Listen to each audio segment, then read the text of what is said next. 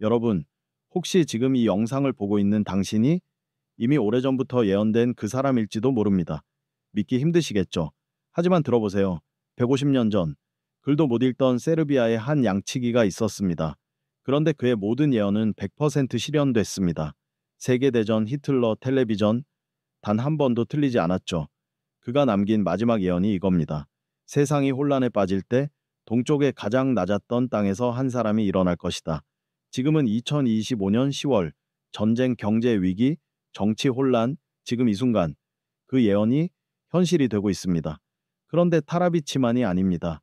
미국, 인도, 유럽의 예언자들 서로 다른 시대, 다른 종교인데도 모두 같은 것을 봤습니다. 그 동쪽의 땅이 어디냐고요? 전쟁의 폐허에서 50년 만에 기적처럼 일어선 나라, 세계가 주목하는 문화와 기술을 만들어낸 나라, 바로 대한민국입니다. 여러분, 그 사람이 누군지, 어떻게 알아볼 수 있는지, 그리고 왜 그 사람이 여러분일 수도 있는지, 지금부터 그 이야기를 시작하겠습니다. 그럼 이 양치기는 대체 누구였을까요? 어떻게 그의 말이 모두 현실이 됐을까요? 그리고 왜 전 세계 연구자들이 그의 마지막 예언에 주목하고 있을까요? 미타르 타라비치, 1129년 세르비아의 작은 마을 크레미나에서 태어난 평범한 농부였습니다. 양을 치고 땅을 일구며 살았죠. 학교에 간 적도 없고 글자 하나 읽을 줄 몰랐습니다.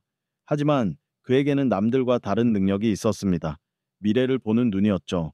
노스트라다무스를 아시죠? 바바방가도 유명합니다. 하지만 그들의 예언은 해석하기 나름입니다. 애매하고 상징적이고 여러 의미로 읽을 수 있죠. 어떤 학자는 이렇게 해석하고 다른 학자는 저렇게 해석합니다. 타라비치는 완전히 달랐습니다. 그는 보는 것을 그대로 말했습니다. 비유도 상징도 없이 구체적으로 말이죠. 마을 사람들 앞에서 이상한 이야기를 하기 시작했을 때 사람들은 그를 비웃었습니다. 사람들이 작은 상자 안에서 움직이는 걸 볼 거야. 물이 산 위로 거꾸로 올라갈 거야.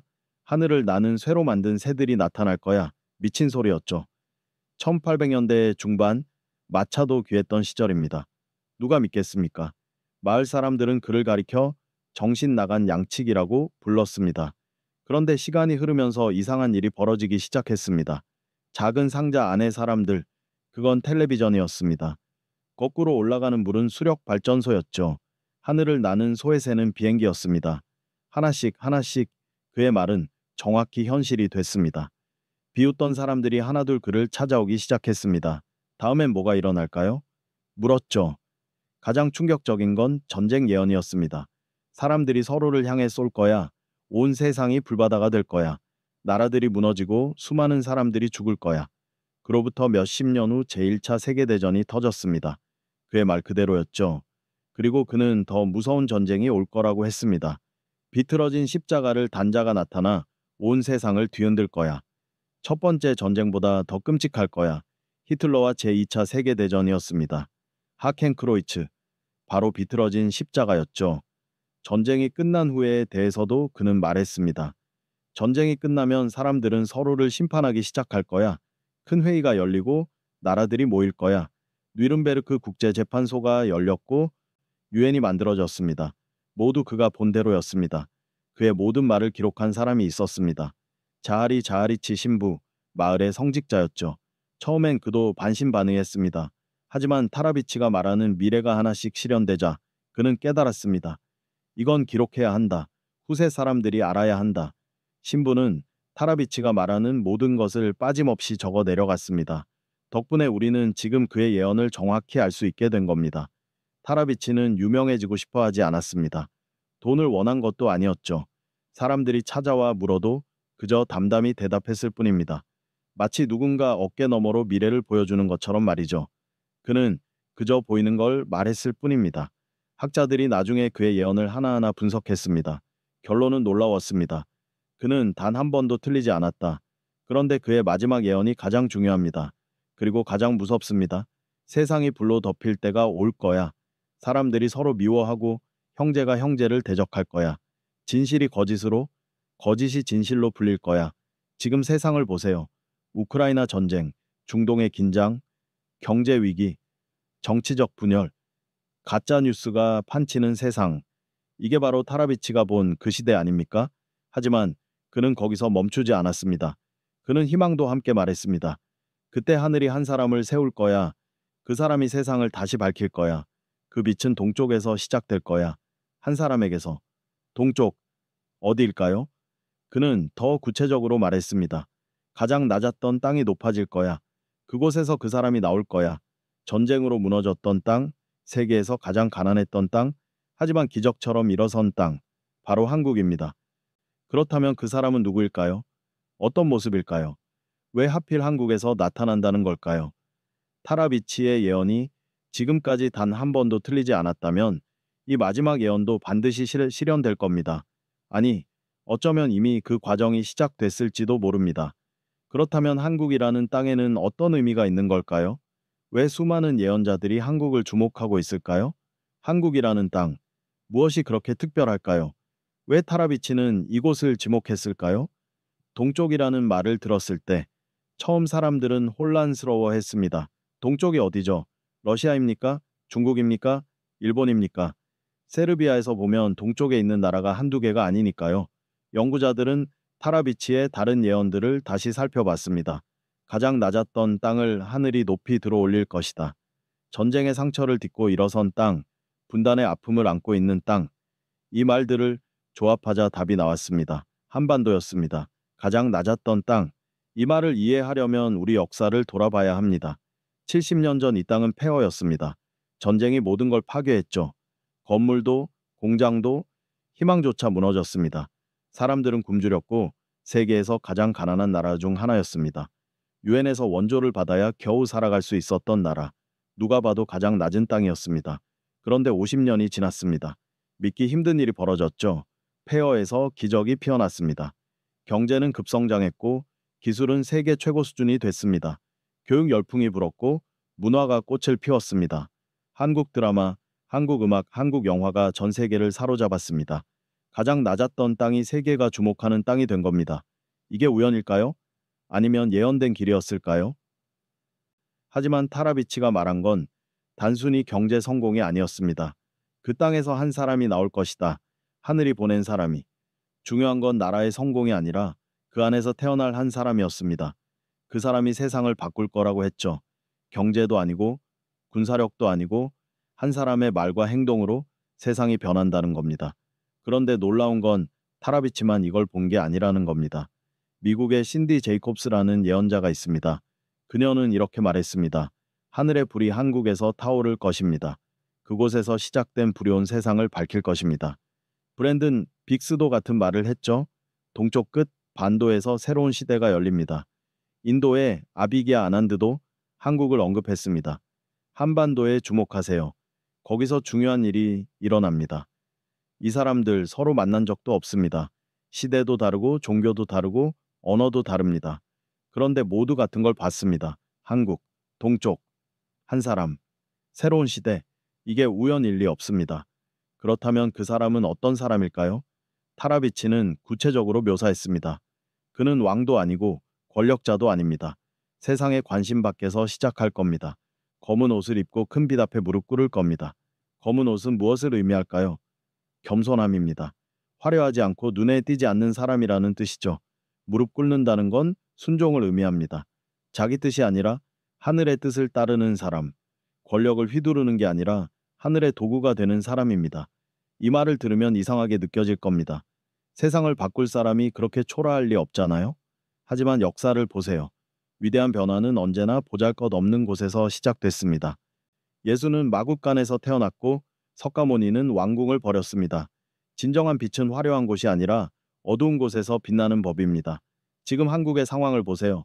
정치는 혼란스럽고 세대는 갈라져 있고 경제는 불안합니다.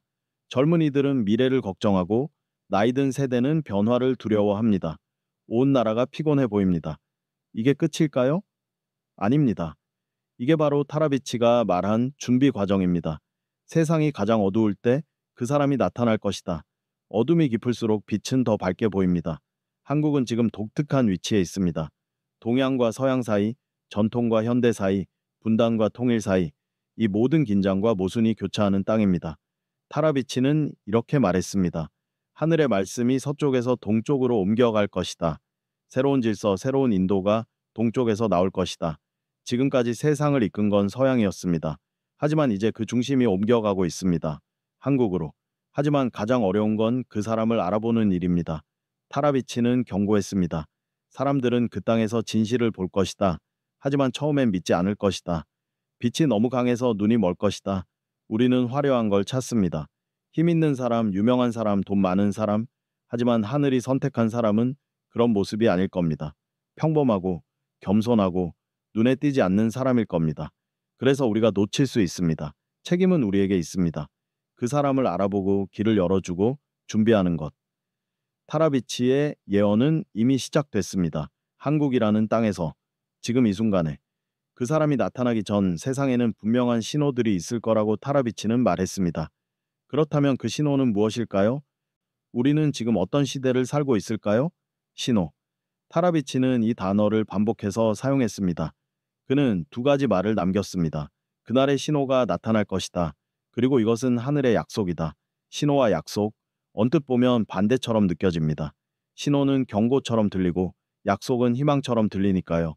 하지만 이 둘은 같은 현상을 다르게 보는 것뿐입니다. 동전의 양면 같은 거죠. 신호는 무엇일까요? 타라비치는 명확히 말했습니다. 사람들이 서로를 미워할 것이다. 형제가 형제와 싸울 것이다. 진실이 거짓으로 불리고 거짓이 진실로 불릴 것이다. 그때가 바로 신호의 시간이다. 이 말을 들으면 소름이 돋습니다. 왜냐하면 지금 우리가 살고 있는 세상이 정확히 그렇거든요. 정치를 보세요. 같은 편끼리도 싸웁니다.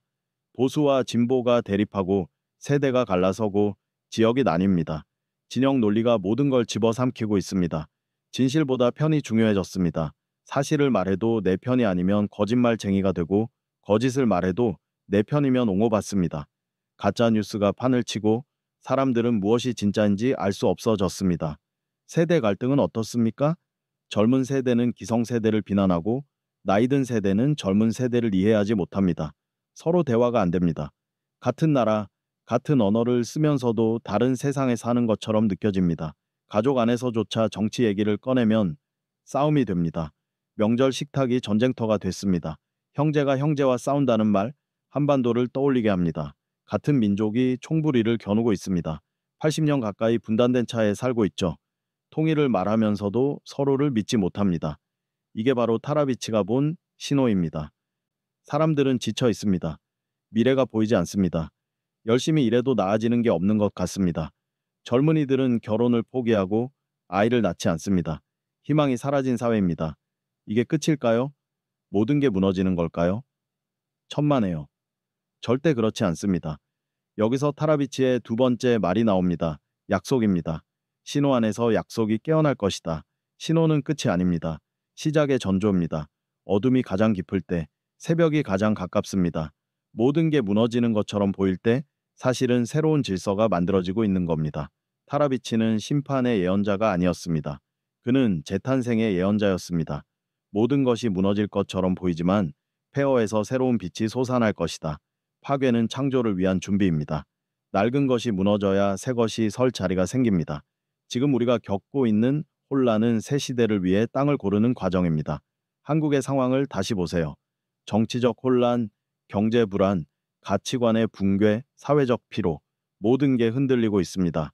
하지만 동시에 이상한 느낌도 듭니다. 뭔가 곧 바뀔 것 같다는 느낌. 오래된 시스템이 더 이상 작동하지 않는다는 걸 모두가 압니다. 새로운 길이 필요하다는 걸 압니다. 그 새로운 길이 무엇인지는 아직 모르지만 변화가 다가오고 있다는 걸 느낍니다. 모든 것이 무너지지만 폐허에서 새로운 빛이 솟아날 것이다. 타라비치의 이 말은 지금 한국에 딱 맞습니다. 한국은 큰 전환의 문턱에 서 있습니다. 낡은 질서는 끝나가고 있고 새로운 질서는 아직 모습을 드러내지 않았습니다. 이 혼란스러운 중간 지점, 바로 여기가 신호와 약속이 만나는 곳입니다. 신호는 혼란의 언어입니다. 약속은 희망의 언어입니다. 이 둘은 서로 반대가 아니라 보완입니다. 신호를 알아보는 사람만이 약속을 이해해야 할 것이다. 타라비치의 말입니다. 지금 겪는 혼란을 단순히 불행으로만 보면 약속을 놓칩니다. 하지만 이 혼란 속에서 새로운 시대의 씨앗을 보는 사람은 희망을 발견합니다. 지금의 위기는 우리를 무너뜨리려는 게 아닙니다. 깨우려는 겁니다. 낡은 생각에서 낡은 방식에서 낡은 분열에서 깨어나라는 신호입니다. 우리가 정신을 차리고 새로운 길을 준비하라는 하늘의 부름입니다. 사람들이 신호를 두려워하지 않고 약속을 믿을 때 하늘의 선택이 그들 가운데 드러날 것이다. 그런데 타라비치는 경고도 함께 남겼습니다. 그 사람이 나타났을 때 세상은 둘로 나뉠 거라고. 어떤 사람들은 그를 알아볼 것이고 어떤 사람들은 끝까지 거부할 것이라고. 이 분리가 바로 인류의 시험이라고 했습니다. 그렇다면 질문은 이겁니다. 당신은 어느 쪽에 서게 될까요? 그 사람을 알아볼 수 있을까요? 아니면 세상과 함께 그를 비난하게 될까요? 이 선택이 우리 각자의 운명을 가를 것입니다. 이 선택이 왜 그렇게 중요할까요? 타라비치는 말했습니다. 하늘이 보낸 사람이 나타날 때 인류는 둘로 나뉠 것이다. 이건 단순한 의견 차이가 아닙니다. 정치적 성향이나 개인 취향의 문제가 아니죠. 이건 영적인 분리입니다. 하늘의 계획 안에서 일어나는 구분입니다. 어떤 사람들은 그를 미쳤다고 할 것이고 어떤 사람들은 그를 하늘의 사람이라 부를 것이다. 타라비치의 말입니다. 중간지대는 없습니다. 애매하게 지켜볼 수도 없습니다. 각자 선택해야 합니다. 이게 바로 인류의 시험 시간입니다.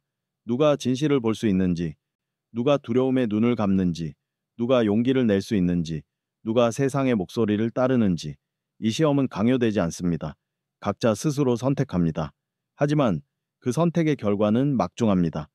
그렇다면 그 사람, 하늘이 선택한 그 사람은 어떤 길을 걸을까요? 타라비치는 명확히 말했습니다. 그는 권력을 구하지 않을 것이다. 세상의 인정도 원하지 않을 것이다. 우리가 상상하는 영웅의 모습과는 다릅니다. 화려한 등장도, 거대한 군중도, 미디어의 주목도 없을 겁니다. 대신 그는 시험의 광야를 걸을 것입니다. 사람들은 그를 이해하지 못할 겁니다. 비난할 겁니다. 거짓 예언자라고 부를 겁니다. 사기꾼이라고 손가락질할 겁니다. SNS에는 그를 조롱하는 글이 넘칠 겁니다. 뉴스는 그를 의심스러운 사람으로 다룰 겁니다. 외로운 길입니다. 거부와 도전으로 가득한 길이죠. 하지만 타라비치는 이렇게 덧붙였습니다. 그가 침묵할 때마다 하늘이 그를 위해 움직일 것이다. 그는 스스로를 변호하지 않을 겁니다. 세상의 비난에 맞서 싸우지 않을 겁니다. 조용히, 묵묵히 자기 길을 갈 뿐입니다. 그런데 신기하게도 그가 말을 멈출 때마다 일들이 그를 증명할 겁니다. 하늘이 직접 답할 겁니다. 이 큰 분리는 사람들의 마음을 드러냅니다. 겉으로 보이는 모습이 아니라 진짜 마음을 드러내죠. 누가 진심으로 진리를 찾는지, 누가 그저 세상의 인정을 원하는지, 누가 용기가 있는지, 누가 군중 속에 숨고 싶어 하는지, 그 사람을 알아보는 자와 끝까지 거부하는 자, 이 둘 사이의 분리선이 새 시대의 시작을 알립니다. 역사는 반복됩니다. 모세를 떠올려 보세요. 그가 이집트에서 돌아왔을 때 사람들은 반신반의했습니다. 저 사람이 정말 하늘의 사람일까?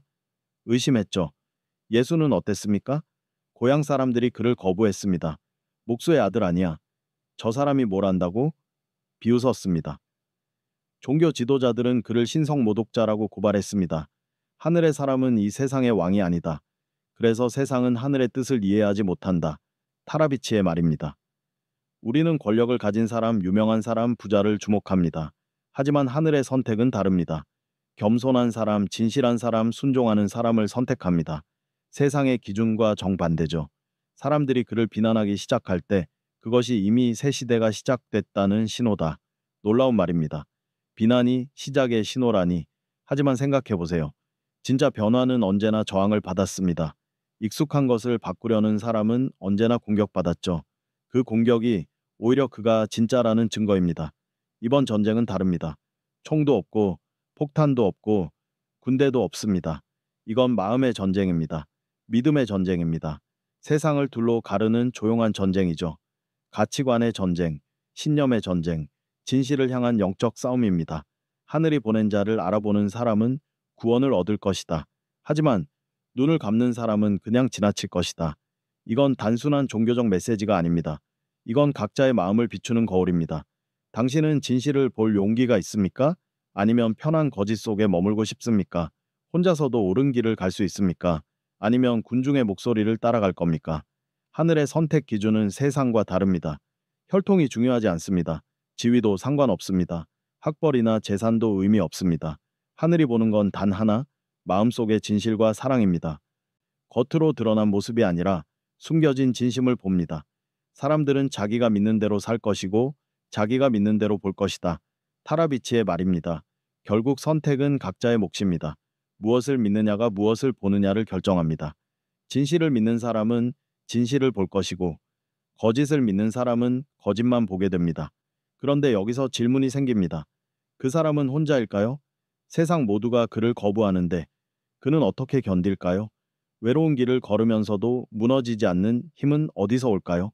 타라비치는 답을 알고 있었습니다. 그는 혼자가 아니다. 보이지 않는 군대가 그를 따를 것이다. 세상 사람들 눈에는 보이지 않지만 하늘이 아는 사람들, 조용히 묵묵히 그를 지지하는 사람들이 있을 거라는 겁니다. 그렇다면 그 보이지 않는 군대는 누구일까요?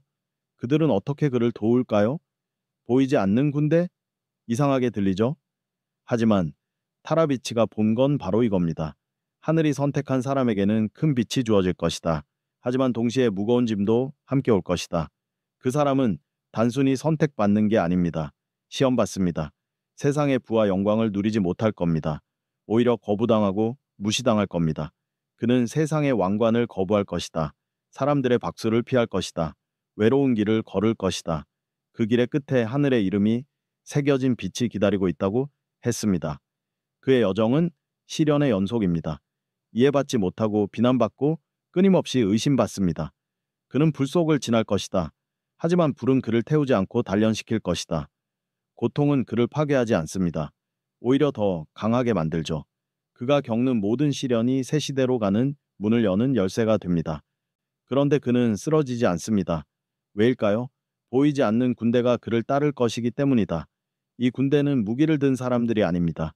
진실한 마음으로 하늘을 향하는 사람들입니다. 세상이 모를 수도 있습니다. 뉴스에 나오지 않을 수도 있습니다. 하지만 그들은 존재합니다. 믿음으로, 기도로, 작은 선행으로 그의 사명을 지지하는 사람들이죠.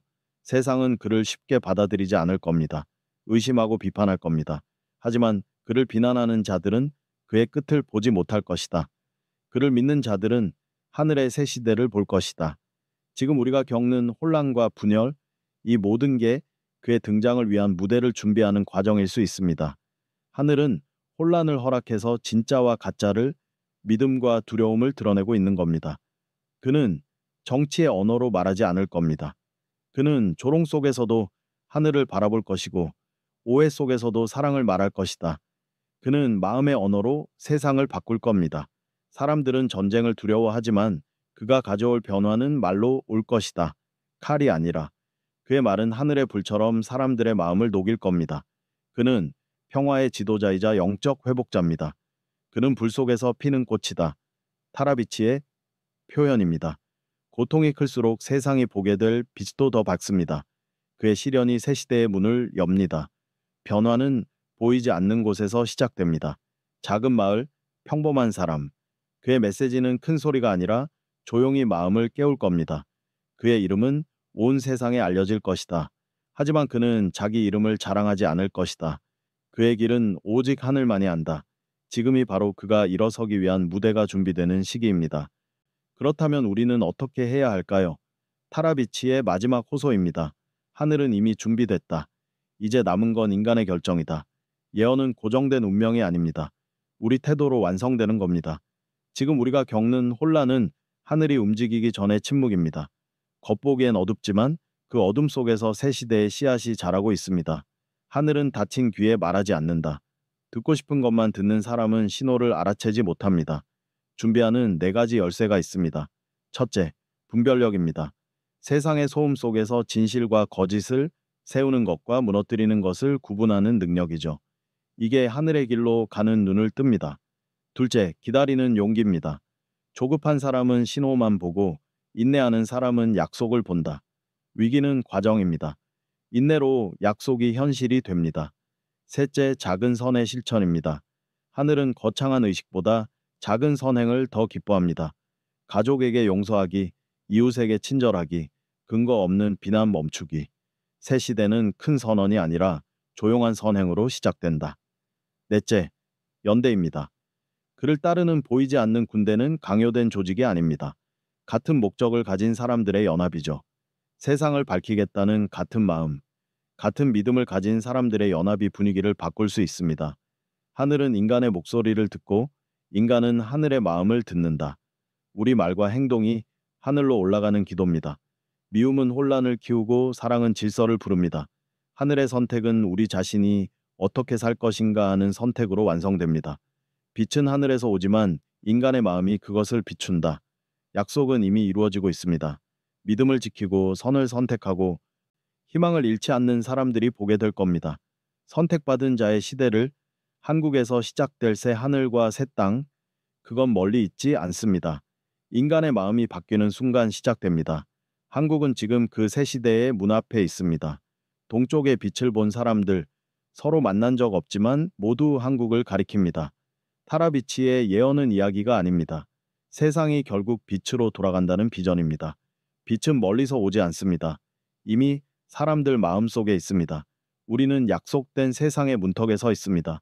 하늘의 시간은 틀리지 않지만 우리 마음이 준비돼야 합니다. 희망을 지키는 사람들이 하늘 뜻의 상속자입니다. 선택받은 자의 등장은 우리 내면의 각성을 의미합니다. 그는 지금 어디 있을까? 묻는다면 답은 이겁니다. 어쩌면 이미 깨어난 사람들의 마음속에서 시작되고 있을지도 모른다. 하늘은 준비를 마쳤습니다. 이제 우리 차례입니다. 신호를 알아보고 약속을 믿고 마음을 열고 함께 손을 잡을 때입니다. 새 시대는 화려한 선언으로 오지 않습니다. 한 사람 한 사람의 각성으로 조용히 시작됩니다. 당신의 마음이 준비됐다면 당신은 이미 그 보이지 않는 군대의 일원입니다. 당신의 선택, 당신의 믿음, 당신의 작은 선행이 새 시대를 여는 힘입니다. 타라비치가 본 그 빛, 이미 당신 안에서 타오르고 있습니다. 오늘 이 이야기가 당신 마음에 무언가를 남겼다면 댓글로 나눠주세요. 당신은 이 예언을 어떻게 받아들이십니까? 한국에서 시작될 새 시대, 당신은 어떤 역할을 하고 싶으십니까? 함께 이야기를 나눕시다. 그리고 이 메시지가 필요한 사람에게 이 영상을 공유해 주세요. 빛은 나눌 때 더 밝아집니다. 구독과 좋아요로 이 채널을 응원해 주시면 더 깊은 영적 통찰을 계속 나눌 수 있습니다. 다음 영상에서 또 만나겠습니다. 여러분 마음의 평화가 깃들기를 바랍니다.